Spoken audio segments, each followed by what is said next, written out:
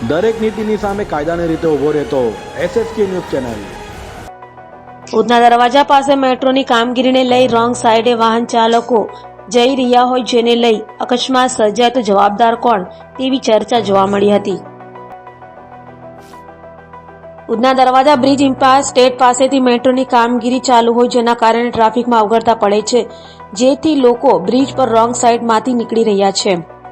જ્યારે જો ન કરે નારાયણ બ્રિજ પરથી ઉતરતી વેળે અકસ્માત સર્જાય અને જાનહાનિ થાય તો જવાબદાર કોણ તેવા સવાલો ઉભા થાય છે। ત્યારે પોલીસ બંદોબસ્ત કે ટ્રાફિકની પણ કોઈ વ્યવસ્થા ન હોવાનું કહેવાયું હતું।